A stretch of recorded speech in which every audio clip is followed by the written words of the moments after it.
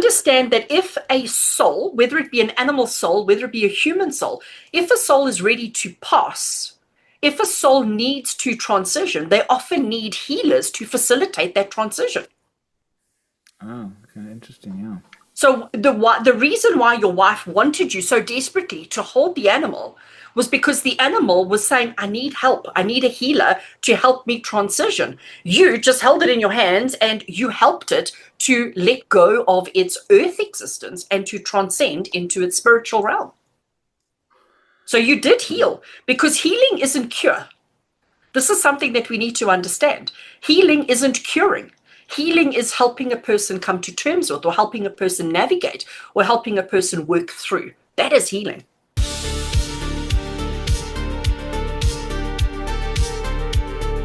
And welcome to Strange Mysterious World Season 4, Episode 7. Today, joining us is a gifted psychic medium and spiritual life coach from South Africa, East Coast.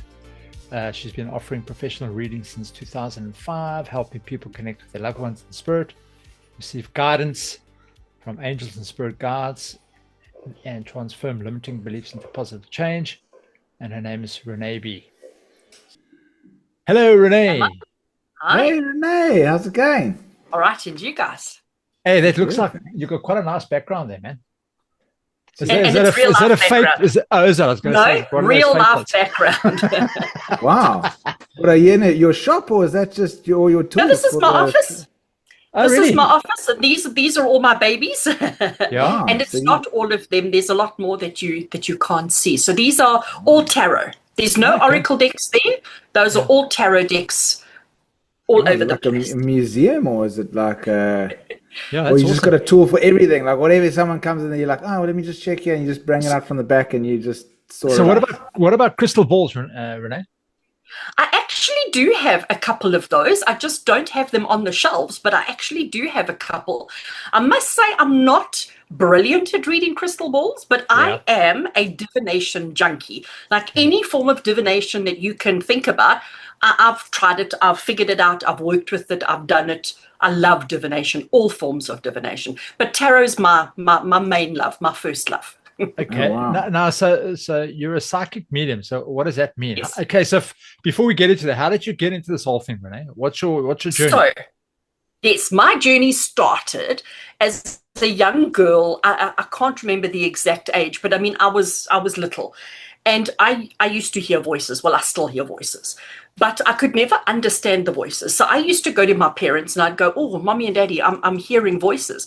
But to explain to you what it sounded like, if you've ever been in a room where the sound echoes, okay? So if you imagine you're standing in a room, there's a whole lot of people and everybody's talking is continuously echoing. So you've got 100 echoes all going off at once, and you can't actually pinpoint or listen to any one thing. This is what I used to hear as a little girl. And I'd go to my mom and dad and say, I don't know what's going on, but this is what's happening to me. And my mom and dad were clueless. Absolutely. They didn't understand. They thought that I was possessed. So they did what any normal South African family does when they think their child is possessed. They want to take the child to the Divinity to have the demon pulled out of them. And I noticed my mom and dad were scared and nervous and, feeling all the feelings. And I didn't want to scare them. So I stopped telling them that I had the voices. And they never did take me to the Divinity, thankfully. So I managed to survive that. But the voices were always there. This echo was always there. Sometimes I could make it happen, and sometimes it happened spontaneously. But because I saw the fear in my parents, and I thought, well, this must be a bad thing, I almost, if I can say, pushed it away. But it never really left me, okay? So going through, I had a normal upbringing, normal school life. I've always been a bit of a rebel. I've always been somebody who's broken the rules. I've always been somebody who's swum upstream as opposed to just being like everybody else and gone downstream. And then as a teenager, I did all the things that people do in their entire adult life I did before I turned 21. I left home, I got married, got divorced, had a child, changed jobs, studied, I did all the things, traveled, I did all the things. So by the time I turned 21, I had done all the kind of normal life stuff. Then I was like, well, what am I going to do with myself? And this is when I started going back to these voices, okay? But at this stage, I had suppressed it so much. Now I had to work to develop it again. I had to work to open that door, to develop that trust. But it came quite easily. It came back quite easily. So from my early 20s, I would say I have had an active connection to spirit. But my connection to spirit, I'd say, is different to everybody else's because I am a nonconformist. So, people read textbooks and say, oh, you've got a spirit guide and your spirit guide looks like this and your spirit guide's name is, I don't conform to that because that's not my reality. And I'm not going to say what everybody else says just because everybody else says it. I'm going to speak my truth in my way. So I do believe in spirit guides and I do believe in a connection to spirit, and I work with spirit every day. I mean, this is my job. This is my life. I wouldn't have it any other way. But my belief system is that we have this collective group of spirit guides that work with us, but we don't have to have an individual relationship with each one like us humans do. Us humans, we have a relationship with one-on-one, you with somebody else. We know the name, we know their likes and dislikes, we know what you look like. I don't believe that spirit conform to that because they're spirit, they're not human. Why must they now always have a human body? Why must they always have a name? Name is an ego. Name is a human identity, isn't it? Spirit don't have. Spirit is vibration. So spirit connect on vibration. Their names are vibrational sounds and not necessarily, Lee, William, Bob, Jack, and Paul. So I don't, and I do believe that spirit guides show themselves as certain entities. So you might get I don't know, let's go for a nun. You may get a nun that comes to you, but I don't believe that energy or that soul is a nun. I believe that they're showing themselves in that way because you need the qualities of that human depiction in your life at that time. So my life started as a young girl hearing the voices, and now I've honed it into a way now when I do readings for clients, I don't need the tarot. This is playing for me, okay? So in my readings that I do with clients, I'm literally just relaying what I hear. And I hear spirit guides, I hear entities, and I also hear their loved ones. So it's quite interesting that it's a little bit different to what everybody else way that everybody else operates. So I'll say that my vision, my clairaudience, clairaudience isn't as strong. No, am I using the wrong words here? Clairvoyance is not that strong. Thanks, William. My clairvoyance is not that strong because the human of me wants to protect herself from seeing bad and ugly stuff, but my ears are my superpower. So my ears are crystal sharp, and I hear stuff. I don't say that out too loud because then they want to put me in a white jacket. Renee, so I'm going to go back a little bit. So by the age of 21, you had already had kids, married, divorced. Jeez, I had one child by the age of 21. My divorce went through 20 days before my 21st. I stood in high court and I got divorced 20 days before my 21st. So by the time I was 21, my parents said they're not giving me a key because there's no doors to open. I need to actually go closing the doors. Jeez, that's quite a lot to go through. But okay, so then I want to ask you a question. When I was very young, and I used to have dreams, but look, I was petrified. Maybe it was because I was so young, but I used to have dreams of voices, but almost like hundreds of voices around, but talking almost in monstrous tones. I used to get so scared, and I was like petrified of these voices coming through me, and because it's overwhelming. It is, but I was so scared. It sounded like there were monsters trying to come through a curtain or something. But then I used to have a recurring dream when I was about between the ages of about 8 and about 12. I would have this dream probably at least once a month of a man in black that used to come into the house, and I always knew when he was there. In my dream, I knew, shit, this guy's here. And I used to try and get away from him, but it was always the same guy. So I don't know if that had any significance on anything in my life, because nothing really happened after that. But Yeah. Exactly. Those voices that you heard would absolutely have been your soul connecting with energy on a different level. And you must remember again, we are having a human experience. We are souls having a human experience. So generally we are protected from the spirit realm. So that's why very few people have that connection, because we are actually in a bubble. We're protected in our human form, because all of that's going on out there, the good and the evil that's going on out there, it's too overpowering for us mere mortals to try and comprehend and understand. So those voices absolutely would have been spirit in one way, shape, form, or another.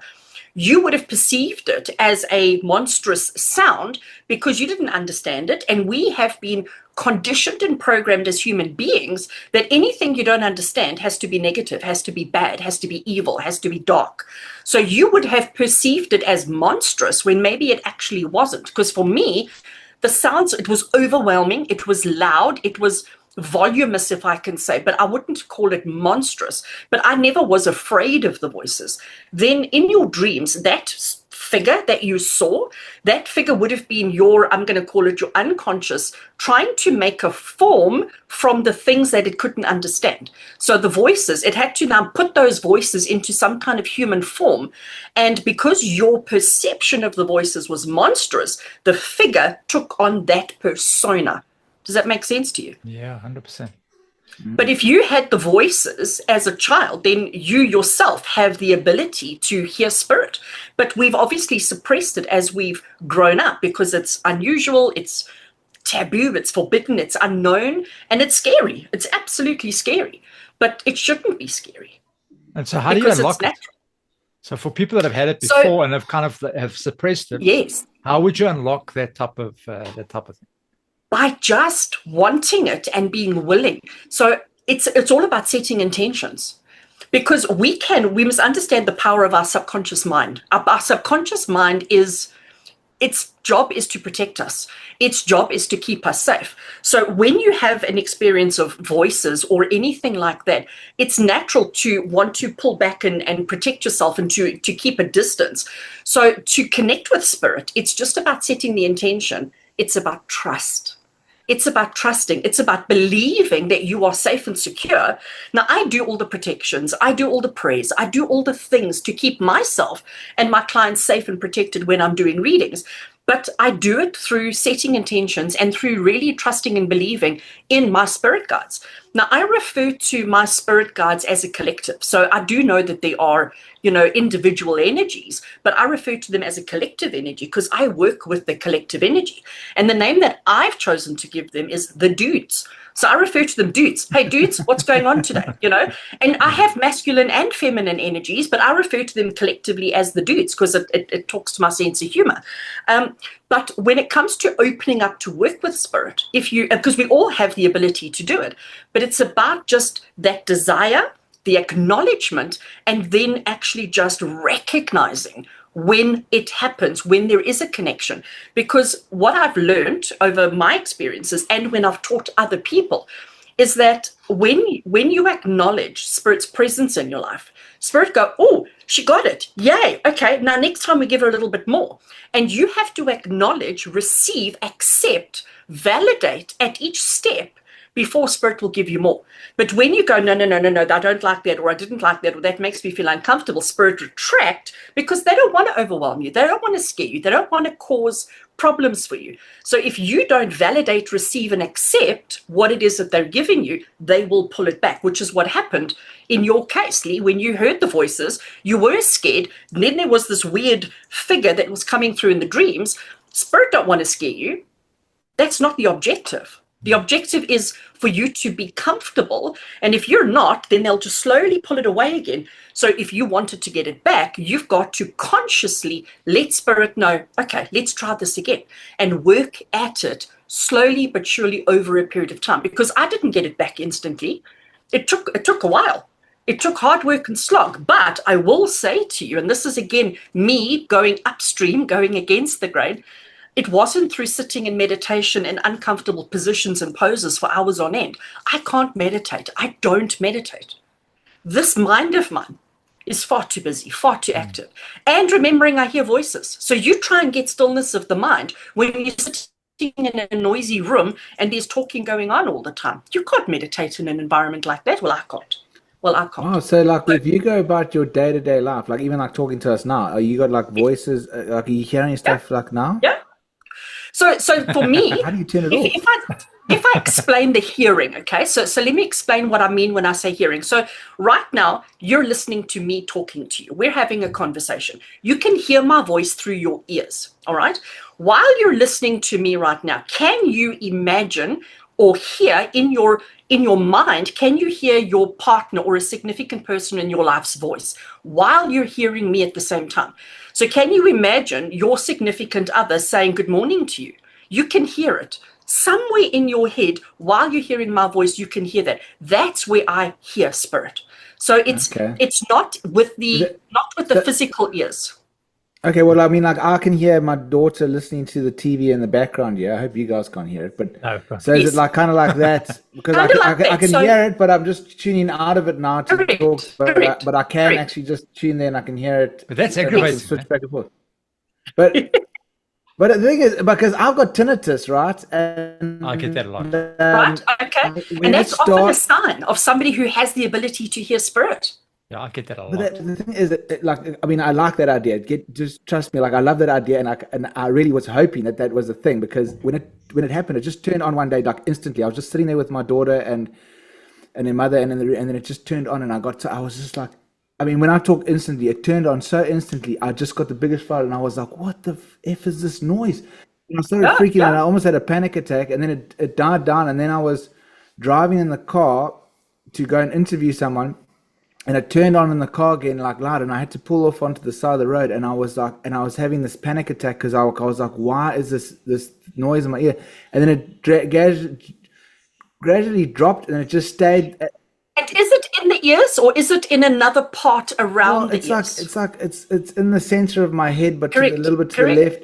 But Yes, it sounds yes. like it's coming from my ears. Like if I had Yeah, to, yeah. and you know I've done all the research on it, and I went to an ear specialist. But the thing is, it dropped to a certain level, and it's just stayed like that constantly for the Maybe. last 5 years. And it really depressed me out for a long time because I was just like, because you go to It's frustrating. every specialist, and Yes. they all tell you, no, you've got it for life, it never can go away. And then they saw, okay, there was a little bit of, I've got a little bit of hearing loss in this ear, and not so much in this ear. That's why it's more in my left ear. So that it kind of matched that. And then obviously then I went into the whole spiritual thing, and I was like, oh my gosh, it must be a spiritual thing. And I was like hoping it was that because you know, I thought maybe there's something Because that beneficial, would be but amazing. but Yeah. then the thing is that it just blows my mind that it could just switch on like that, but I can't turn it off, and it's really depressing. And So William, you that's a know, very interesting point because, like, as much as I do hear voices all day, every day, okay, I also have made a very strong pact with spirit. And again, another place where I am a little bit nonconformist because, like, you see these psychic mediums on TV where they'll walk into a shop and they'll go up to a stranger and suddenly pass a message. I will never do that because, to me, number one, that's disrespecting the human and it's disrespecting spirit mm, because spirit will never force themselves on us. So what's happening with you, William, with the ringing in your ears, this is spirit, it's a vibration. So what you're hearing is a vibration. We are vibration, we are energy. Our physical matter is just dense vibration. If you look at the science of it, okay? So yeah. what you're hearing is a vibration. So like we do in our cars, when we go to the radio in the car, we have to adjust the frequency of the radio to get in line with the radio station to get a clear signal. So this is spirit sending you a signal here, but you're receiving here. We need to do that. You need to dial in to that frequency. And obviously, you don't have a dial to dial into the frequency. So you have to do things to raise your vibration while letting spirit know that they need to lower their vibration until such time as we find that equilibrium. So with me, I hear voices all the time, but I have rules with spirit as to when I will respond or acknowledge to those voices. So when I'm not working, when I'm not consulting, I tell them, you can talk as much as you like. I'm going to ignore you, just like you're ignoring your child playing in the back in the other room. And the We tinnitus, I also ignore that all Yes, day, you every learn to day. you learn to ignore it because I first of all I want to respect my human that is having a human experience. I'm a wife, I'm a mother, I'm a person. I also want to have good days and bad days and do all the things that other people do. I don't want to be plugged into spirit 24/7. I mean, it's amazing that I have the ability, but I also need to acknowledge my human. I also need to acknowledge that I'm just an average person trying to live. I suppose my life isn't average. Yeah, What I no, do not and at all. whatever it can't be. Looking But at your I background, do I don't think very. but I do have rules. I do have, structures with spirit and say, okay, when I'm working and give it to me. And there have been very few occasions when spirits have interrupted my human experience to pass a message or to bring something. But often those are in preparation for a client that's coming, in preparation for a conversation that's coming up. So the only times I've ever really had those interruptions is when like spirit want to get it in early on a session or something that's coming up, because I do have strong boundaries. It's taken me, I mean, I've been doing this work full time for close on 20 years now. So when I first started, we didn't have such strong boundaries, but now we have strong boundaries. So now it is easier for me to sort of push out that sound, but the sound is always there. The voices are always there. But remember that until I've honed in on a person, until I've actually made a connection with somebody, it is just this continuous echoing background noise. And then when I connect with a person, it's almost like all the other echoes silence, and then I can just hear the one voice, the one channel, the one entity. And when I say one, I often refer to a collective. Like just today, I had a client, a local lady. We were on the phone. Most of my appointments are done telephonically because when I have somebody sitting in front of me, I have to entertain them.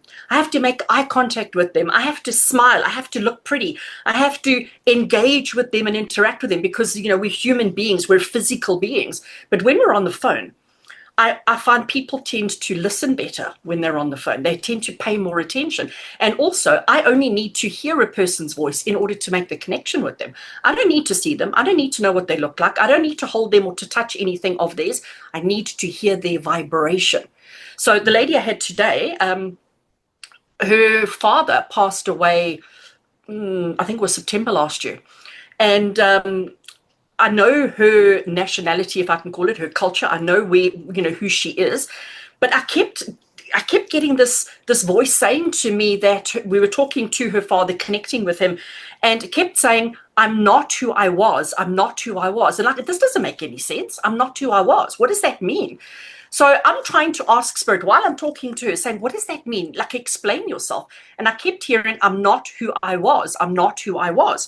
So eventually I had to turn around to her and say, "I'm hearing your dad say, I'm not who I was. I don't understand what he means." She immediately burst into tears. Now she's sobbing on the other end of the phone. I can't understand what she's trying to tell me. It turns out her father wasn't the same culture as her.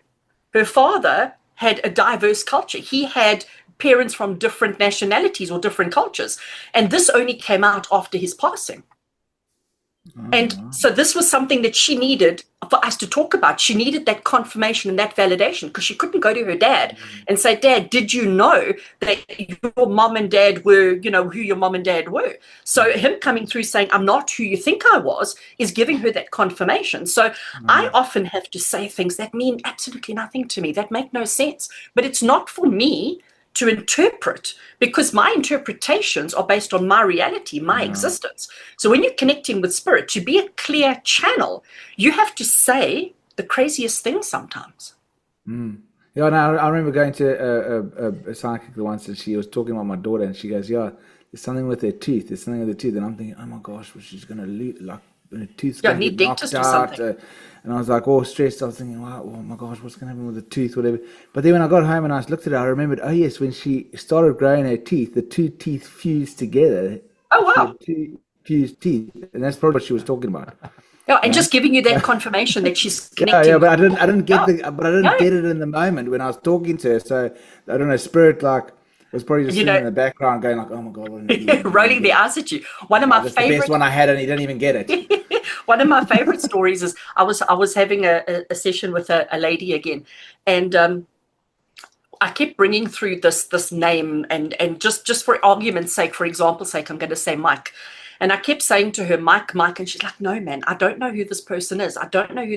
She did the whole session. And I kept hearing Spirit say, Mike, Mike, Mike. And she was like, she doesn't know who Mike is. So anyway, I said to her, look, just hold on to Mike, because I don't know what else to say to you. And hopefully it'll become clear to you as, you go through life. And anyway, she got home. About an hour later, she sends me a message, and she is hysterically laughing because she says that Mike is her husband's name. But she doesn't call him Mike. She calls him Lovey. So I'm talking about Mike all the time, and she doesn't know who Mike is because it's Lovey. She honestly did not the name of her husband. No, but that was to me was the absolute best. That was a couple of years ago. She did not connect it to her husband because her husband is Lovey. She calls him Lovey. She talks about Lovey all the time, not Mike. And Mike was her husband. So, listen, sometimes in those moments, we don't, like, with your daughters too, you don't always connect the dots, but they will always come through. So, yes, as a psychic medium. But it's so frustrating because the spirit on the other side, they're like, oh my gosh, this guy. How much more can I say? Exactly. But it's like, can't the spirit go, okay, well, let's give another one. Let's try something else. Or they're just like, okay, well, this guy's an idiot. But you must understand as well that spirit on the other side, they have limited vocabulary. Okay, that's one thing that I have noticed. No matter how eloquent they might have been when they were living, but in spirit, they have limited vocabulary, because when we're in spirit, we return back to our original form, and language is now not a first, a talent that we have. As a human being, talking is easy. Talking is a natural thing that we do. But in spirit, using words is a whole foreign concept, even though they've just come from a human experience of talking. So I have noticed that, language is difficult when I connect with spirit, especially if it's spirit that, if I'm going to call them fairly fresh, fairly new. They haven't been in the spirit realm for a while, then, words are challenging, words are difficult. And especially when we've got language barriers as well. So, us in South Africa with our beautifully diverse cultures that we have. So I find it difficult if I'm working with an African client and I've now got African ancestors coming through.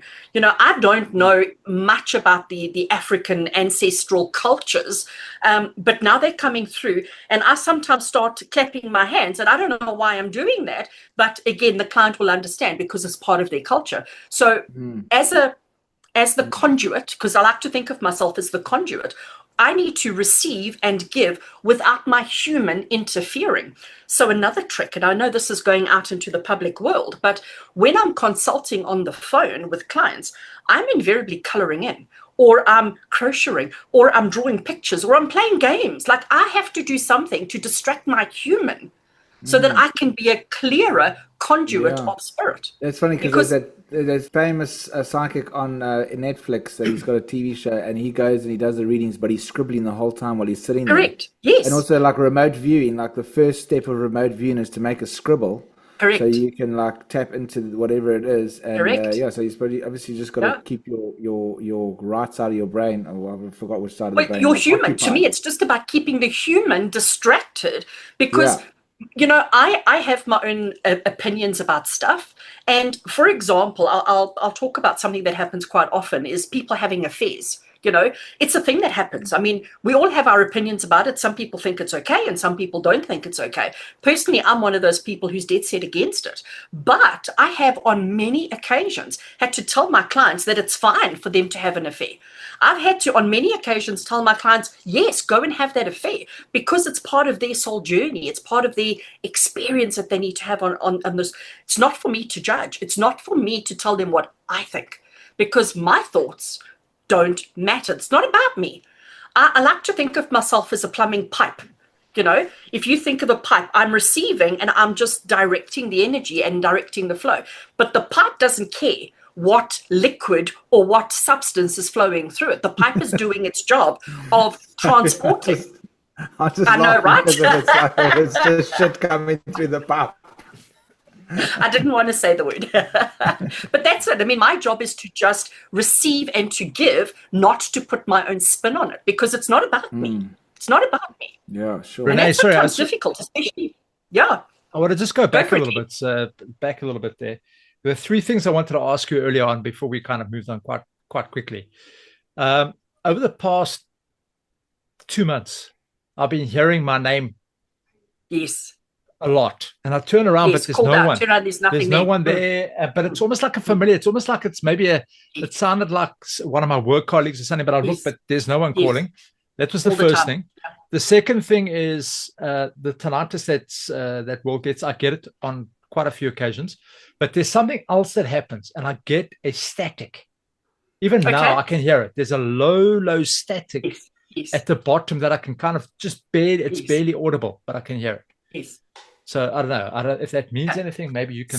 So the name calling is incredibly, I'm going to call it popular. Okay, a lot of people experience that.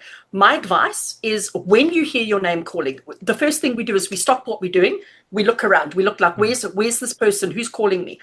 When you realize there's nobody there, you need to immediately at that second stop even more and say, right, spirit, what are you saying? Think about what at that time, what were you thinking? What were you doing? What are you worrying about? What are you anxious about? What was happening in yourself at that very moment when you were called, when your name was called? Because as soon as you connect that, as soon as you go, oh, hold a second, I was thinking about this problem, or I was thinking about what I'm going to do next, you will suddenly understand why your name was called. Because spirit are calling it as if to say, stop, pay attention to that moment, pay attention to that time. This is what we need you to know.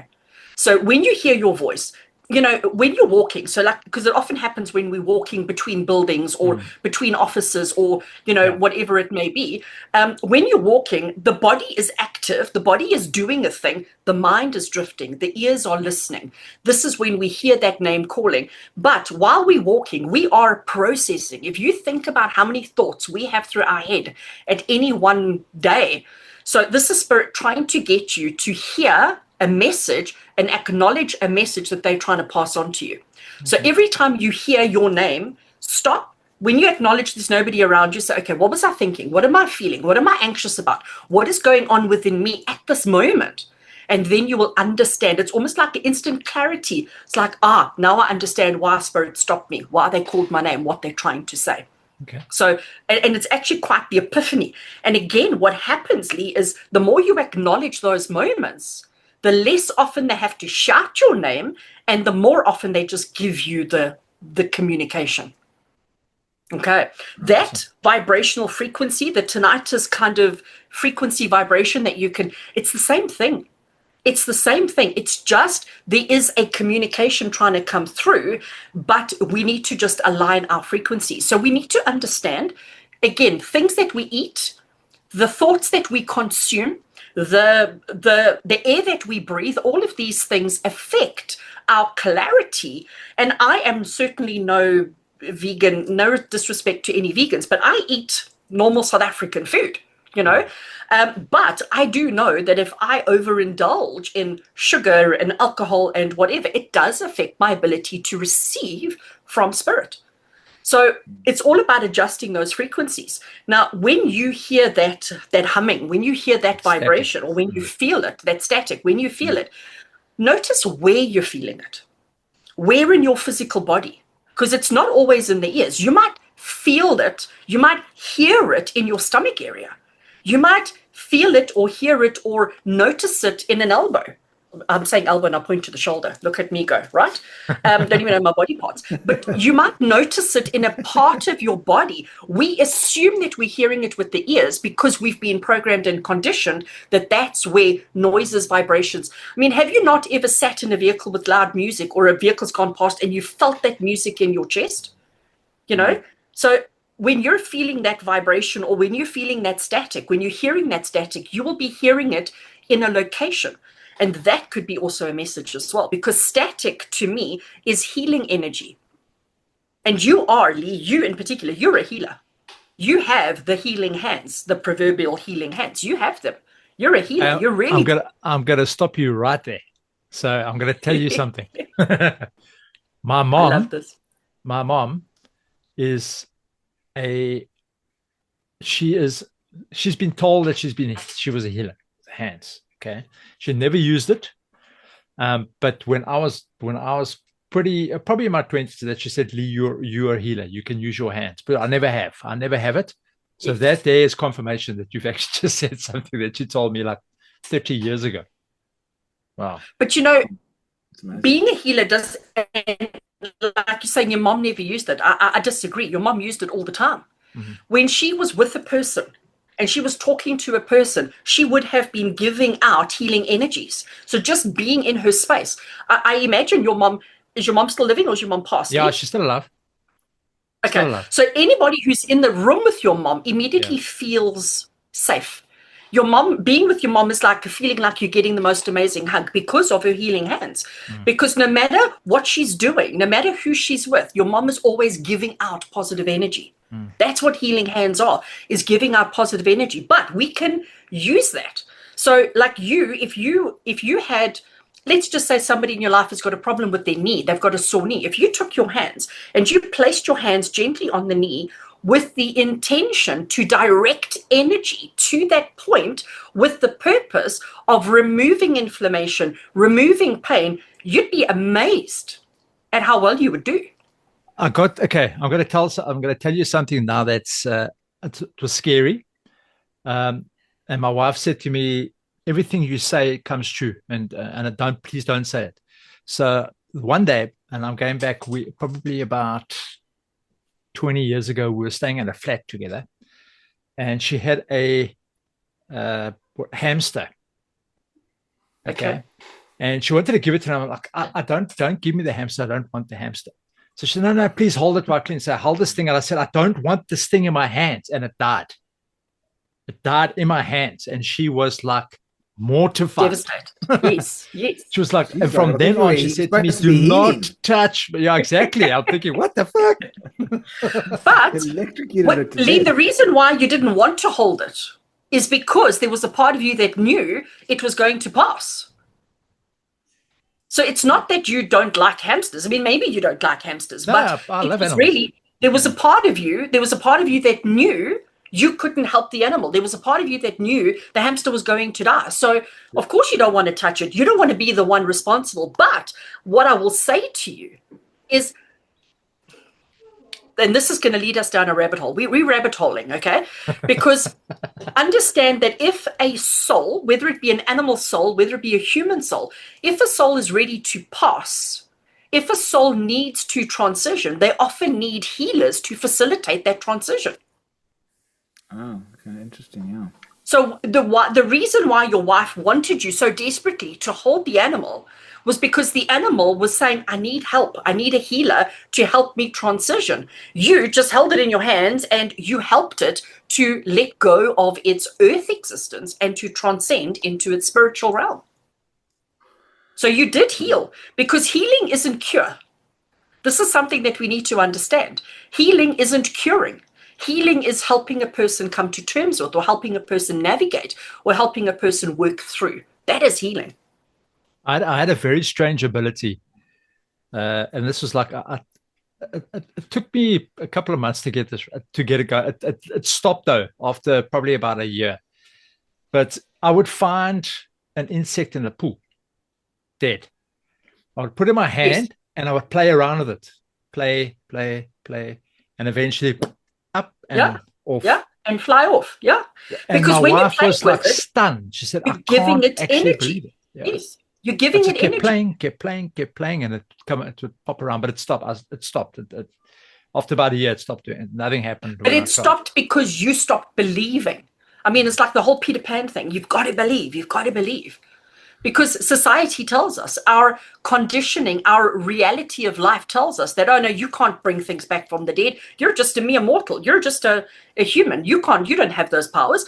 You can't always. So it's not like you can go and find every dead insect and try and revive it, because it depends on the journey of that animal. Yeah. It depends on the purpose. And again, this is one of the things that I've learned in all my years of doing readings. If I give a person good news or bad news, if I tell a person there's something amazing is going to happen or something negative is happening, I have to let that go.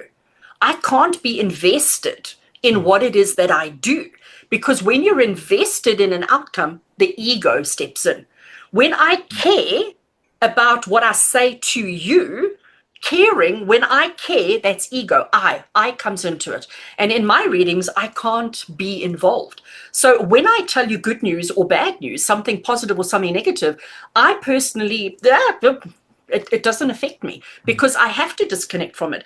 I often get my mom who often says to me, I don't know how you listen to everybody's sad stories all day long and how you're still so happy and perky. And I say, well, because it's not my story. It's not my life. I'm not living their experiences. I'm not engaging in what they're going through. I'm almost seeing it from a third person point of view because that's exactly what it is. So it is and when you're doing healing, if you're invested in the outcome of the healing, the ego has stepped in again. So healing is, I give you the energy. What you do with it is entirely up to you. Interesting, hey? Yeah. Geez, Lee, I didn't know the stuff about you. Hey, you've been doing this podcast for 2 years. You've been holding back, man. Yeah. Well, It's something I don't really talk about. It never comes up. I found you because one of my tarot students actually was on your podcast, and he said, oh, look what I just did, and he sent me the link, and I was like, oh, you guys are fabulous. Then I watched all your stuff, watched all your stuff, and you know how difficult it was to find you guys to say, hey, can I come play? Oh, wow, serious? Yes. We better be It more. was a challenge.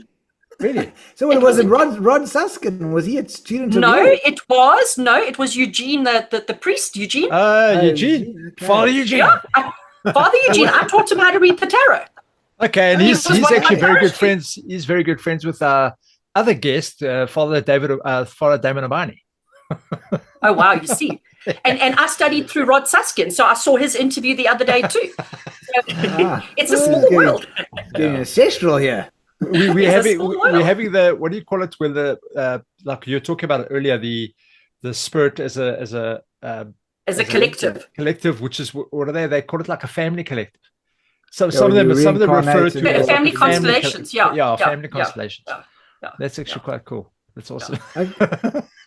Cool. So you do tarot classes? Because I've been wanting to read the tarot. I mean, I every day, well, not every day, but most days, like I draw a card and I just look at it and I try and intuitively think like, okay, what does this card mean? And I like try and I even like before I go to bed, try and memorize it, and then I go to bed, and then the next day we'll ChatGPT it. I'll just take a picture of it and ChatGPT will tell me what the meaning.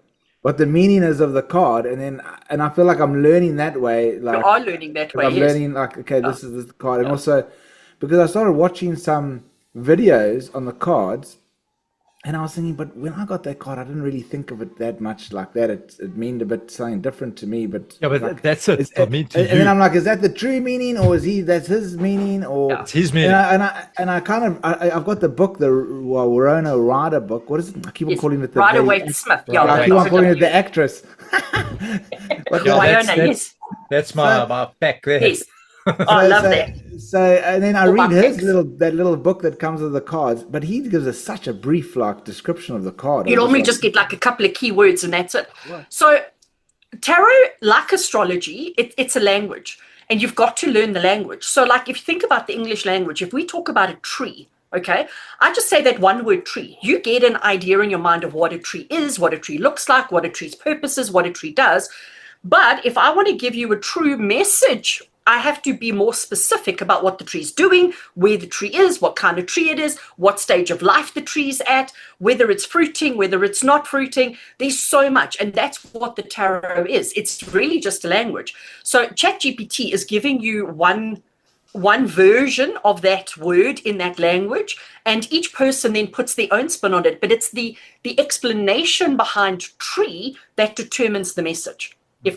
So your little guidebook, your little book is going to give you the basic dictionary definition of the card.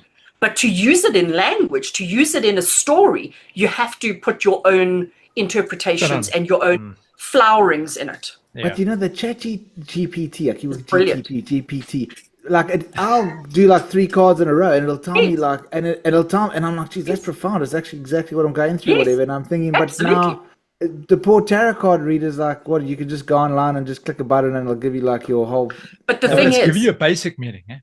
It's giving you it's giving you surface level. Whereas if you go to a tarot reader's going to go under, it's going to go deep, going to go and explore the why, the who, the how come, the what, how many times, and all of that. Whereas ChatGPT is literally giving you a little bit more than just the guidebook, but really it is just scanned in guidebooks. And every time anybody goes into ChatGPT and says, interpret this card for me, or I think this, what do you think? It's learning and it's growing its database. But all of these decks, each one has a guidebook, and those guidebooks are all available online in one way, shape, form, or another.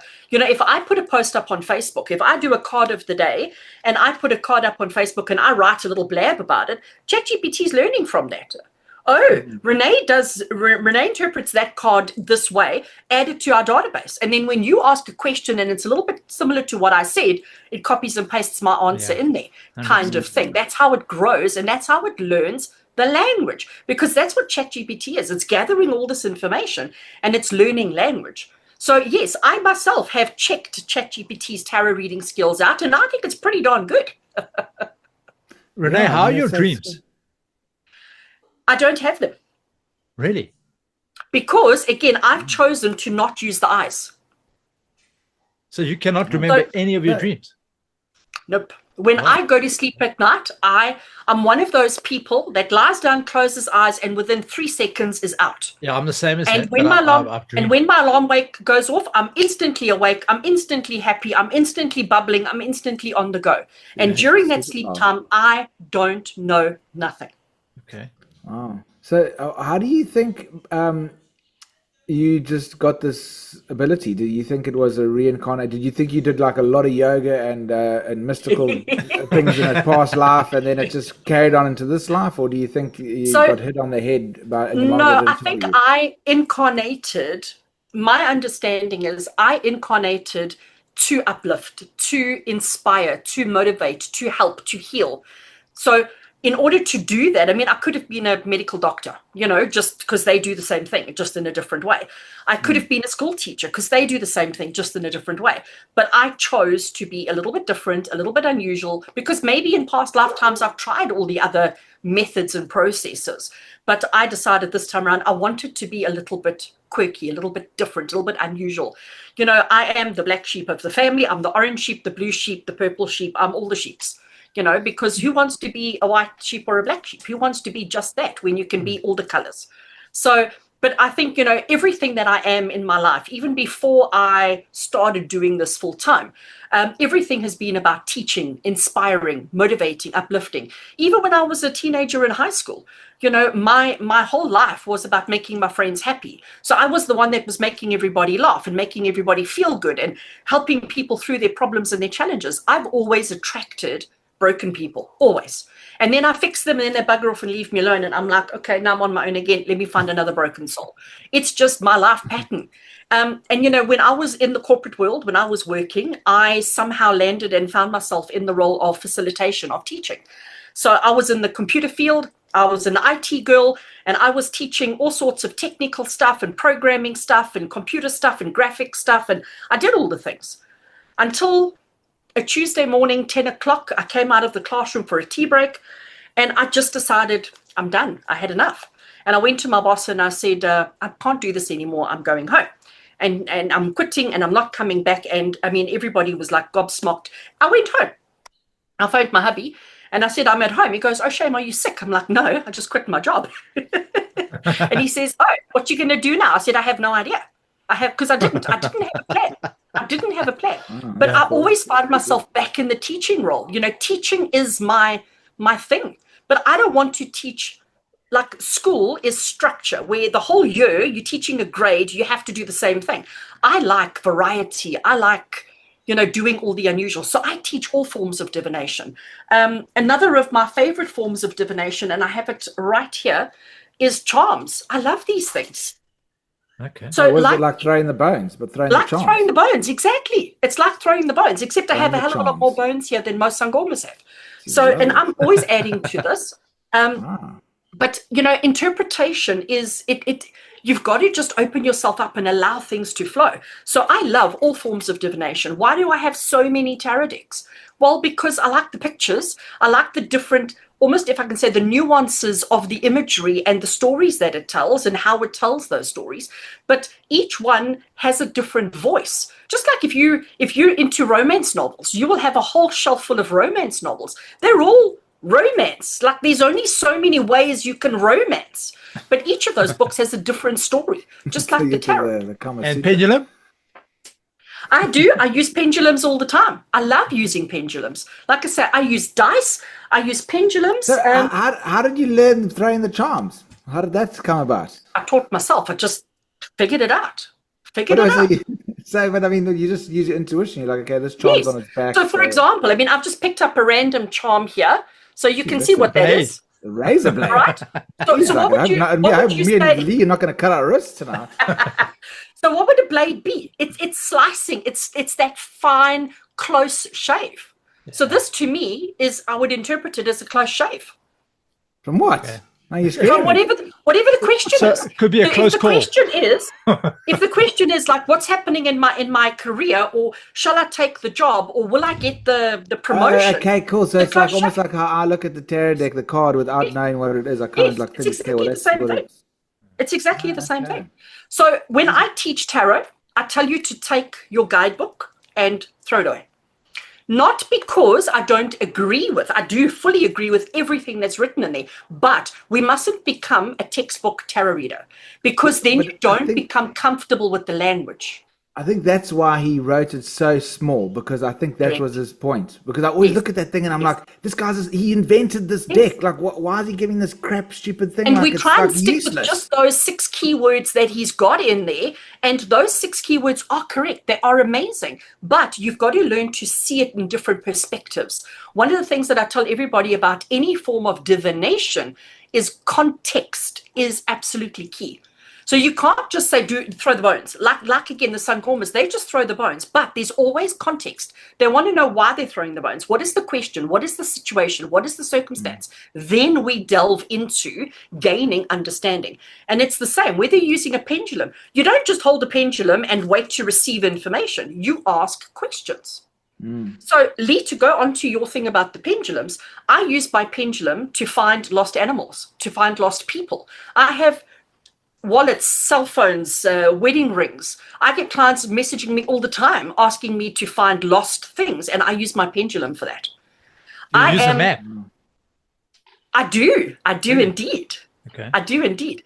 But I have to tell you that my geography skills are ridiculous. Like, I don't even know my left from my right. I really don't. I'm terrible. Don't ask me where in the world this country is or that. I'm like terrible. When you get in the car and your GPS I'm terrible. Drive southeast. And you're like, where the fuck's southeast? That's the stupidest thing. Like, I mean, I don't have a compass in my car. So I print out Google Maps, and like if I have an area, like if somebody says their cat's gone missing, I'll say, where was the last place the cat was seen? And I will do I'll start off and I'll ask the pendulum, is the cat within 1 kilometer, 2 kilometers, 5 kilometers, 10 kilometers, until I have an area. Then I will print the map and I will put the grid lines. You know, the old-fashioned map books used to have that. Yeah. So it'd have A, B, C, D across the top and 1, 2, 3, 4, and then you find the corresponding blocks, and then I'll print that in a bigger way, and then I keep going until I find the cat. Okay. So or the dog, or the human. I found quite a few missing people in my day. Do you make so like I know with like bone throwing, and with bone throwing, they have to have some sort of sacrifice. So that's why the guys give money for the thing. So here's my pendulum, yeah. But do the guys actually have to say, like, I don't know, have some sort of sacrifice before you start pendulum dancing, or is it just not with me? I will never approach a person and say, let me use my pendulum for you. They have to approach me. They have to ask me. And I know, again, this sounds terrible, but they have to be desperate. I won't help a person as a fun thing to do. They have to be desperate, because to me that creates the energy exchange, because I am going to give of my energy to do this work to find your thing only if you are actually invested in the outcome, in the object.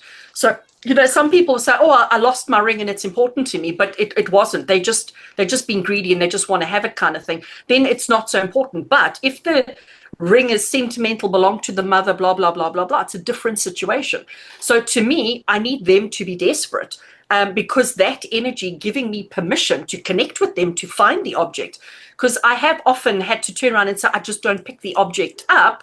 And it's because the person actually isn't invested. Like, they don't really care. It's not really that important. But they're just, all shits and giggles. Let's get hold of the psychic and see if she can find my missing ring. But they're not actually invested in it. So and also with that kind of stuff, like, I don't charge people to find the cat, the dog, the human, the person, the whatever. But often after the fact, they'll often come through with a donation of something. If they want to, then that's great. But yeah, I don't do the offering beforehand, but I do all the connecting to spirit, putting in the protection, and making sure that what we're doing is for a positive outcome. Because often, especially when it comes to animals and people, often you have to give the bad news and say that they're no longer on the earth plane, and that's never fun. So I want to make sure that whoever I'm doing it for, that they're invested in the outcome, that they're prepared to hear the good news or the bad news, depending on obviously what comes through. So Renee, so you say you quit your job, right? Yes. Was this like before or after you started getting back into trying to?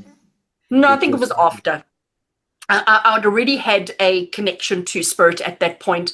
I was already, I want to say, actively working with the tarot and all of those kind of things. But I really didn't. Again?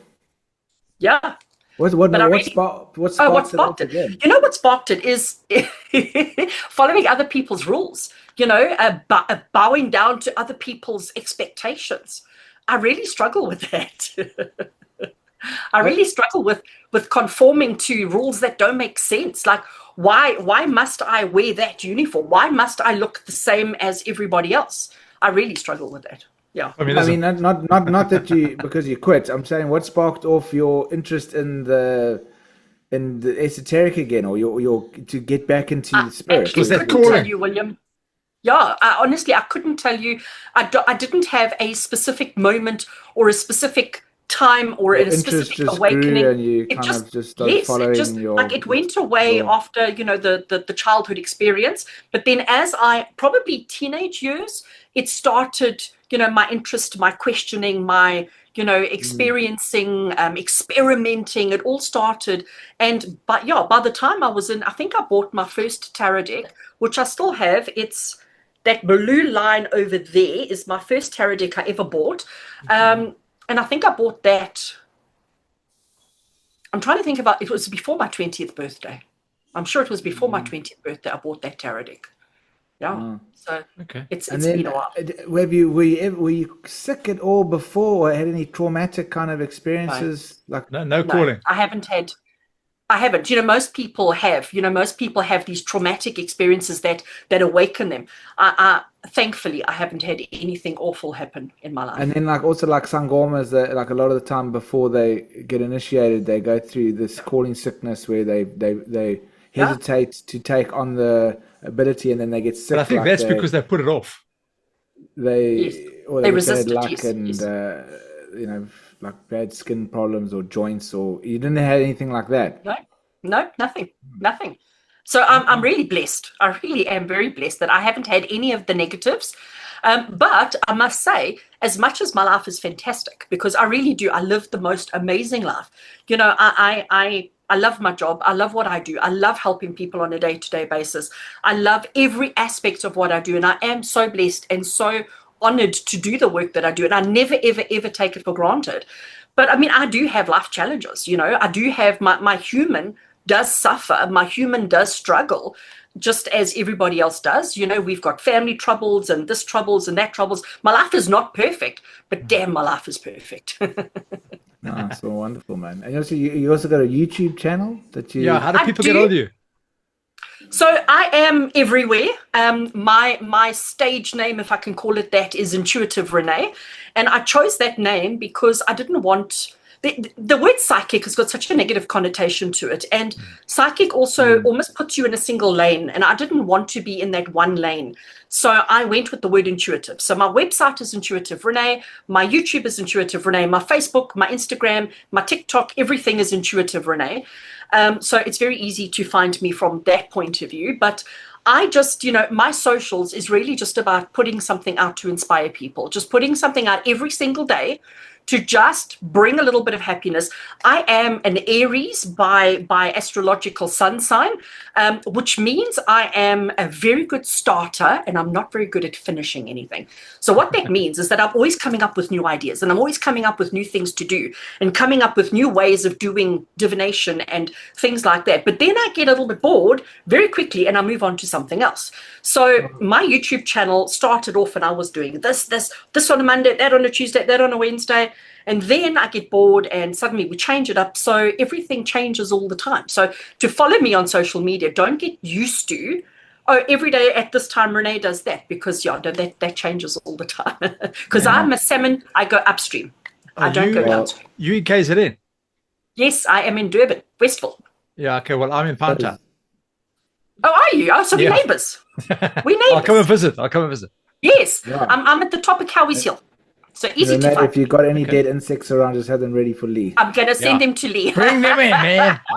But then I was wondering, hold on, maybe I'm stopping them from the next incarnation. The evolution from so the maybe point. That's probably why I stopped. As a healer, you've got to trust the process and trust that it's their time or it's not their time. Who are we to judge? As human beings, we must not judge. It's not our place to judge. It's our place to hold space for people to do whatever it is that they need to do in whatever way they need to do it. Okay. That's what it means to be spiritual in my mind. Awesome. Yeah, it's not. Send your phone number. I'll give you a call. I'll pop around there sometime, maybe next week. That would be awesome. That would be absolutely awesome. And William, where are you? I don't even know where you are. Cape Town. Okay. All right. You're on the other side of the planet. Yeah. On the other side of the planet. Yeah, no, cool. Awesome. Renee, they were wonderful speaking to you, man. And it's such a pleasure. Amazing. Yeah, fantastic energy, Renee. Yeah. Yeah. Nice energy Thank there. you. Well done. Awesome. Thank you. And I'm always at this level. Like I don't ever really have slow down. That's cool. My slumps are very short, very quick, and then straight back up again, because I choose to be optimistic. I choose to be happy. I choose to be living the best life. Can you teach William? I don't allow myself. Yeah. I'm like because William's mostly the slump. Oh, really? Yeah, you see, but he's in Cape Town. He lives in Cape Town. It's always dark and dreary and windy and rainy in Cape Town. Come to Durban. Durban is amazing. Yeah, 100%. No, it is actually. I really like Durban a lot. Although I never leave my house, I must be honest. Because I have all these toys. Why would I leave my house? I have all these toys. Yeah, exactly. Now, look, I'd like to come and chat to you about some stuff, but that would be awesome. Lee, I'd look forward to it. Well, don't hold back, Lee. Why don't we just talk to you on the podcast next time? No, we could chat have about a good conversation. I'm open, happy to chat anytime. We'll have another podcast. We'll come up with that anytime. I would look forward to it. We had Father Barney the first time we had him on the show. Then Lee calls me and he's like, "Yo, geez, I've just been speaking to Father Barney for like an hour on the phone. We had such a good conversation." I'm like, "You idiot! Why didn't you just save it for the podcast? Like, why didn't you just go have a back?" Well, I don't know. Maybe it was personal, but anyway. Well, you know what, guys? I have to say, your podcast is amazing. Like, I love what you're doing. I love where it's going, and I think it's so necessary to put all these different voices and all these different opinions and all these different experiences out there in the world. So keep going, thanks. Please. Continue doing the good work, because honestly, I think what you're creating and what you're doing is just phenomenal. Yeah. Look, the whole idea about it was to just have a channel where people can have their say. If there's people that around the world, which is actually 50% of our listeners are actually in the US, but when people around the world, there will be something that they resonate with. And then I think, absolutely. Yes, okay, that is what I think, and that's kind of the idea. So we'll never, it doesn't matter. I mean, we had a Satanist. I mean, you probably heard we had a Satanist on the thing, but again, it's not that we believe in it. It's just phenomenal. That it's his. Yes, it's his perception. It's his viewpoint. Yeah. No, absolutely. Yeah. I think it's brilliant. Absolutely brilliant. And you need diversity, because life is diverse. We're all diverse. Everything. Why are we staying in one lane like we were told back in the 1940s, 1950s? Why?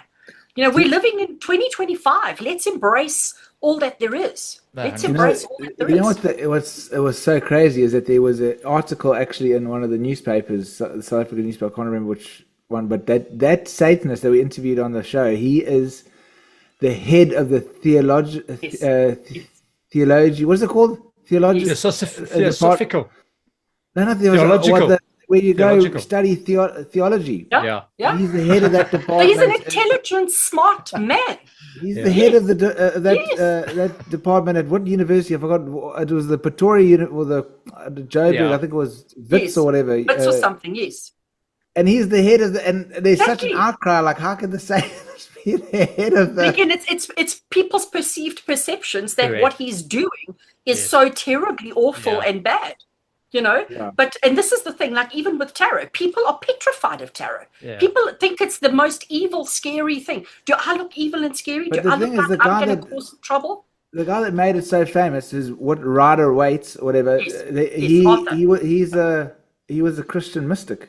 Yes, he was. Like he's a Christian mystic. So that's a. We'll talk But about anyway, That's that a in whole another nother podcast. conversation, hey? Yeah. But Yeah, let me just get into the Satanist. He's not really a Satanist because when No, we he's not. interviewed him, he actually just talks about heretical kind of thinking, like Yes. He was against the I think- mainstream. That's it. because he obviously had a bad upbringing with the religion and was forced on him, and Yes. he also I think Rebelled. so he started having what you call heretical beliefs. Like I mean, some of the Gospels are heretical. So it's like he just thinks differently, which people might think. I mean, geez, I speak to my Christian friend, and she thinks I'm Satanist because I think because I'm trying to raise my Kundalini, and she's like, "Why are you trying to raise a snake within you? That's Oh, satanic." what are you doing? What are you So doing? that's, Don't do so that. that's why he called himself a Satanist because it's just because it's just a different way of thinking, but he's not technically like the Satanists, like sacrificing babies and doing blood rituals and Of stuff course like not. that. So- Exactly. But again, we've grown up thinking that that's what a Satanist does. That's who they are. But the reality is they're just human like you and I. They have a slightly different perceived outlook and that doesn't mean that it's bad. It doesn't mean it's wrong. Each to their own. We've got to stop judging other people and just accept people for who they actually are. That's what we've got to do. Because we're all allowed to be here. We all have a purpose here, and the world wouldn't be what it is if we didn't have the equal quantities of good and evil. Because how do you appreciate the good in life if you never experience the negative? How do you know ice cream is amazing if you've never had bad ice cream? How? You know? As well, like I think So- when you go to heaven or whatever, and you're just chilling on that cloud, and it's so good, and you just You need to go to hell first before you go to heaven. thousands of Yeah, years. but no, what happens, William? like, I'm scared "Geez, of I'm heights. so You bored want to now." stick me on a cloud, but I'm petrified of heights. I'm going to fall off that damn thing. Well, maybe your go cloud's with your like just cloud. on the floor. Maybe they put your cloud on the floor and you chill there. And then the thing is, you get so bored, you're like, "Geez, I'm missing that. I'm actually I'll missing, recreate I'm the missing cloud. hell because it was so hectic there. Let's go have let's spend another 70 years. Let's go have some get fun." some excitement and just get in the flames a bit." Exactly. Exactly. I love it. Absolutely love it. Okay, Well, cool. if I can I pull us a tarot card as Yeah, go for I'm it. going to ask a message or ask for a card that that summarizes everything that we've discussed and that we've exchanged and that we've shared in this session today. So I'm shuffling some cards here, one of my favorite decks, and I'm going to pull a card off the top. Oh, Lovers. the lovers. Jeez, it looks like two girls. You know Am I what? gonna What's have a it's a lucky woke day? Am I pack. gonna have a What's lucky wrong night with with you two girls? girls? So, if we think about, we all know what lovers are. We all know what lovers represent. But the lovers card in tarot is not just about the connection between two people. But this podcast is the connection between the podcast and the people out there. So it is about bringing together. It is about that connection and about that union. But the lovers card is also consequence of choice. Because you must understand that as a person, so the way the lovers card came from is back in the day, there was a guy who was standing looking at two women, and he had to choose between the two. He could only marry one. He could only have one. So he had to look at these two and pick one. But he knew that if he went for that really hot, sexy, good-looking, gorgeous one, that he would have the most amazing sex of his life, but he might never have a good plate of food. Whereas if you went for the other girl who was a little bit plainer, a little bit simpler looking, but she was amazing at housework and amazing at cooking food and all the other things. So he had to weigh up his options in order to decide what was best for him going forward. And that's where the Lover's card comes from. So it's not just about the heated passion of sex. It's about understanding. We have to look at the big picture to understand where we come from and what we want and what we need. So it's about the consequence of choice. Are you going to follow the heart and have fantastic sex for the rest of your life, or are you going to follow your head and have a balance of everything good in life? What is it that you need? So in answer to this podcast tonight, it is about bringing people together, but it's about bringing people together with an open heart and an open mind, not only thinking about the things that invoke passion, but the things that open our minds to thinking about other things. So that's how I interpret the Lover's card. Awesome. Lovely. Does that make sense? To me, that makes perfect sense for what we've done here tonight. Yeah, no, absolutely. No, thank you. What a way to end the podcast. That's amazing. Yeah. Thank you. You see, cool. Finishing it off on the card of the Lovers. Nice. Yeah, cool.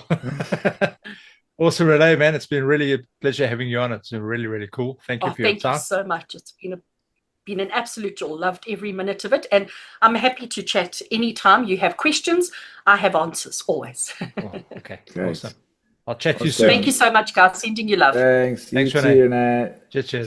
Bye. Bye. Awesome, man. Very high energy as well. Renee's got good energy. Yeah, that was I think cool, she needs man. to pass it on to you, buddy. Because you like always the low energy. I need to charge. Maybe you come and bring those hands here. Bring those hands here, Lee. Jeez, hashtag no homo. But there's a lot of things you don't know about you, buddy. I need your healing hands. Maybe it was the Lover's card. You have to come here and just give me some love with those hands. Hey, no, we're not living in the 2021, 22, and 23s. We've moved on. Yeah, everyone must go back in the closet now. Oh gosh. Yeah, it's interesting. So the stuff that you said was like spot on, dude. Because it's exactly. I know that story. I don't talk about it. All those things that you said. I don't talk about it because it's like. With your healing hands. Yeah, I knew about it. I've known about it. Why did you do that? Why don't you just try it out?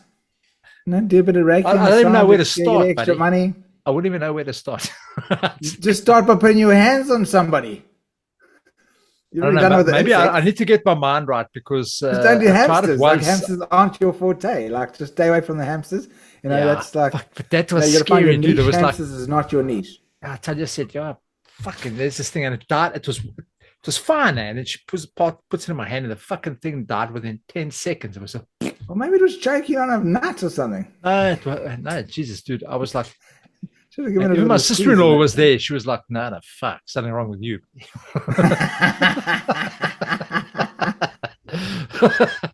But then I was quite involved with witchcraft at the time as well. So, yeah. Oh my gosh, no, then you definitely maybe just giving the wrong charge, yeah. You should try it out, man. Yeah, maybe. Anyway, guys and girls, again, it's actually quite a cool podcast. Thank you to any of our subscribers that actually want to chat to us. I mean, just email us at strangeandmysteriousworld@gmail.com. Happy to have you on to talk. Not a problem. We'll set you up. So, guys and girls, again, much appreciated for everybody for listening and for taking the time out. And William, thank you for your time, buddy. Much appreciated. Yeah, thanks, Steve. All right, guys. Night.